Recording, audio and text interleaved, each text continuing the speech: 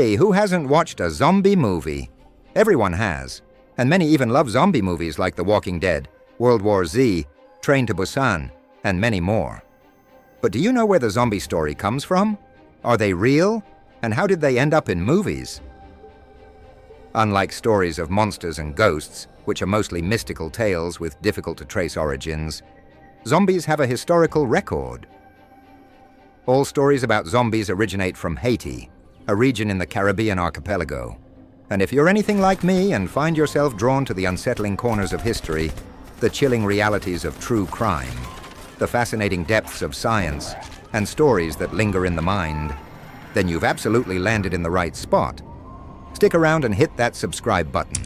We drop new content 2 to 3 times a week to keep those intriguing curiosities satisfied.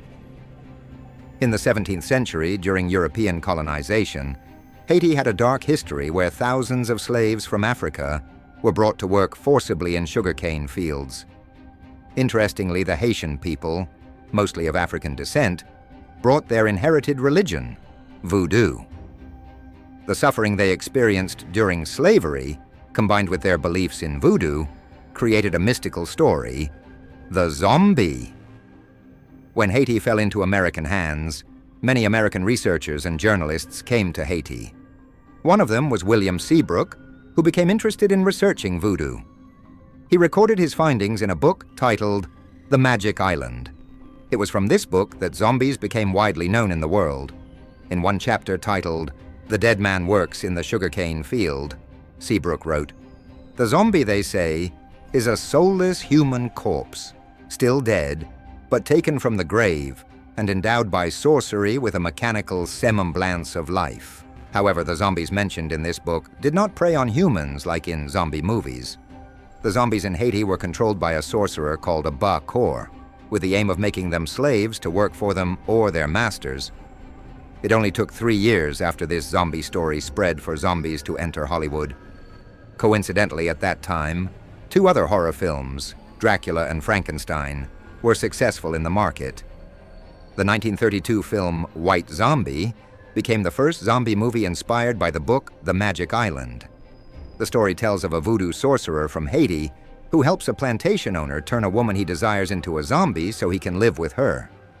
However, this film was not as successful as Dracula and Frankenstein. Other zombie films followed, but they all had similar stories, inspired by the same book, about the dead who could be controlled by their masters. But in 1968, everything changed, thanks to this man, George Romero, who recycled the zombie film. His film, Night of the Living Dead, had a significant influence on subsequent zombie films. Until now, all zombie movies, comics, or TV programs made in the last 50 years are derived from this film. Romero changed the story about zombies. Zombies were no longer controlled by someone or something, but moved on their own due to instinct, which is to prey on the living. Romero's version of zombies always walked stiffly and aimlessly. They were stupid and could only be killed by shooting them in the head or burning them. If you get bitten, you will die and soon become like them. Yes, like the zombies you know now, right? The funny thing is, George Romero did not intend to make a film about zombies, man-eating creatures. The creatures he created in his film were different, and he called them ghouls, not zombies.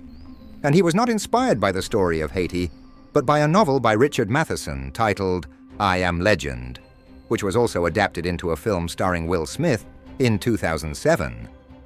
However, in the end, it was Romero's version of zombies that became known today. It's as if Romero deliberately redefined what a zombie is. Regardless of whether the zombie story in Haiti is fact or myth, that is the true history of zombies. The zombies we know today are Romero's version, which are now everywhere, in films, games, and even as a performing art and community. So it can be said that the zombie is a myth that has undergone modernization. Perhaps we can take inspiration from it.